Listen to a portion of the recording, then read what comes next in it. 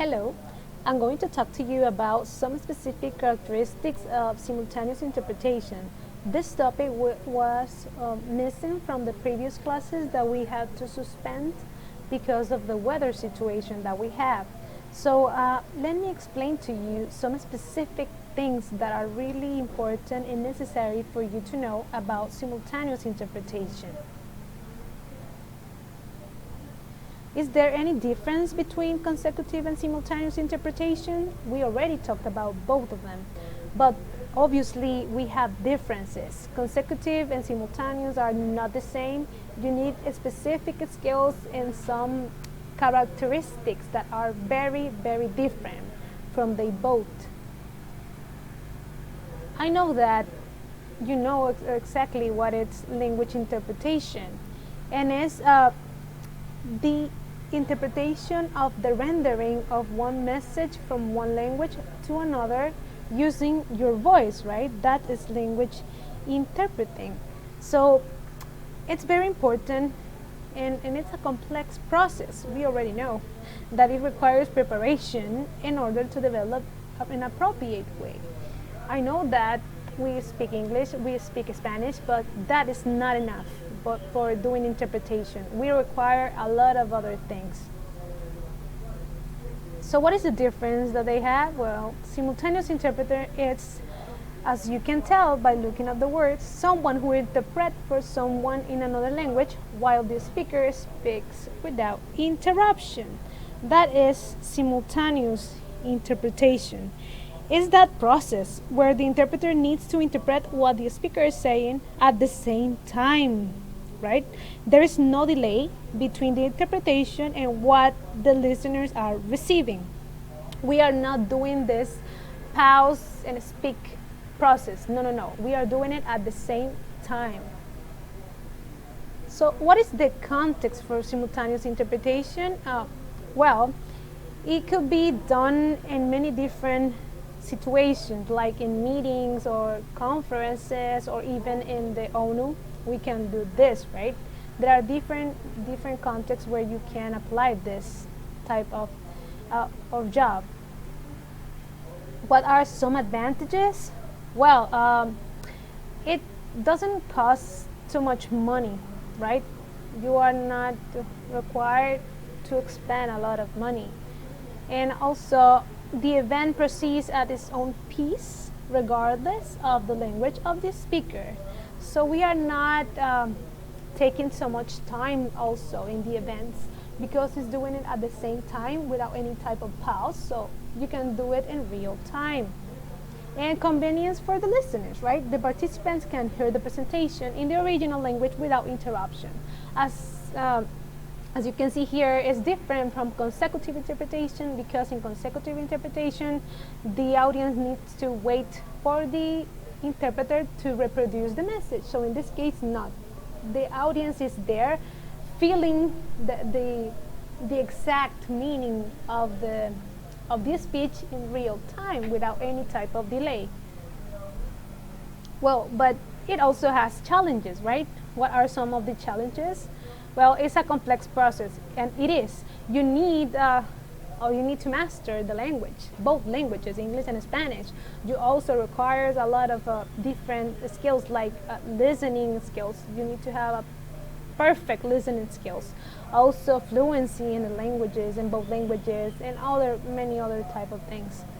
And a speaker is speaking, and the speaker does not stop or pause. So that's why it's complicated, because you as an interpreter needs to be really focused, listening and trying to reproduce the message at the same time without losing the context of the essence of the message and transmitting to the audience what the speaker is saying.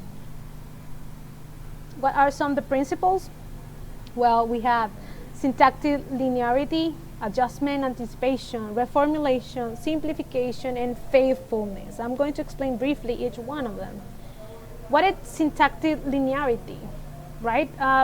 According to the original structure of the sentence that an interpreter has heard, he divides the whole sentence into several parts and then combines them together with various skills to express the entire meaning. What happened here? The speaker is saying something. You as an interpreter needs to be really skillful in order to divide this speech into segments and reformulate the essence of that message without losing the context or the meaning. As you can see here, there's an example when the speaker is saying something, but you as an interpreter are dividing or cutting that entire idea into several parts. We have adjustment. It's vital in the process of interpretation, right? The interpreter should adjust the structure, correct mistakes, and add the missing information with the new context that he receives. What happened here? Sometimes you have to do that. You have to adjust the message. You have to correct some mistake that the speaker is saying, or you have to adapt it, or add some words in order to transmit the same essence of the message from one language to another. Anticipation, oh well, you have to be able to predict what is going to say the speaker in the next intervention, right? What happened here? For example, as you can see here, in a sport event, and now this is the moment we have all been waiting for. So the speaker is saying something, but you have to predict what the speaker might say in the next sentence. Okay, so you need to anticipate to what the person is going to say. Reformulation, what happened here? Reformulation can help you to reorganize the original information according to the convention of the target language. Well, this is really useful when we have to translate, when we have to interpret colloquial or proverbs, idioms, or some expressions that doesn't not exist in one of the languages. So we need to reformulate the message. Example, we know this example is really common, right? It is raining cats and dogs. So you have to reformulate that thing. Está lloviendo a cántaros. Why? Because the audience needs to get the idea and their culture, and you need to transmit the same meaning, but applied to the context and the culture of the audience. Simplification basically is like that. You have to simplify the words. Maybe the speaker is saying something that is really technical or complicated for the audience, or even really long. So you have to simplify that. It does not mean that you are cutting the things that the speaker is saying. No. It's not like that. It's that you have to be skillful to simplify everything that the speaker was saying in order for the audience to get the idea. So that is simplification. Faithfulness, well, the interpreter has to be really careful when doing the interpretation process. So the interpreter has to deliver the meaning, right?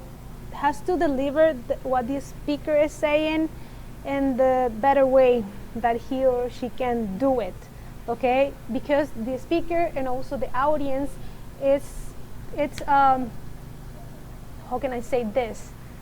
They are just listening what you as an interpreter are transmitting to them. So you need to be faithful to what the speaker is saying, and you need to transmit the same essence, the context, what the speaker was saying, okay? That's your job, as I was saying, as I already explained to you. That is your job. And there are some methods that you need to apply in order to start with this interpretation process. We already know about one of them, that was shadowing, but we have outlining also and simulation. These are 3 self-training methods or techniques that you can apply before doing this, right? Let me explain, reminds you about shadowing. Remember, shadowing was when you listen to a specific audio and you are reading this transcript of that audio of just one person speaking, and you listen and then immediately follows what the person was saying in the same language. It means English, English, or Spanish, Spanish. We have also outlining, and it's related also with shadowing. So it's a technique that it's kind of similar. It's when you are reading a paragraph after the speaker or someone else, right? The speaker was reading something and you start reading that thing also. And you have to read that paragraph after the speaker was reading it and transmit the essence of that paragraph, the main idea of that paragraph, firstly in the mother tongue and then in the foreign language. It means that first you have to read it in Spanish or transmit the message in Spanish, and then you transmit it in English, okay? This is related to something that is written. And simulations, you can create this type of simulation. So you can create, for example, a conference. Maybe you can create that atmosphere in a classroom or with some of your colleagues. You can create this type of simulation and pretend that someone it's important. For example, one of your classmates can be the president of the United States, and you have to be the interpreter for an audience of 100 people, and the person starts giving a speech and you are starting to doing the interpretation process. So this is a simulation. So you can apply any of those three techniques before doing the interpretation in a real context, and that will help you a lot when you have to do it in real time, in a real moment, on a real situation.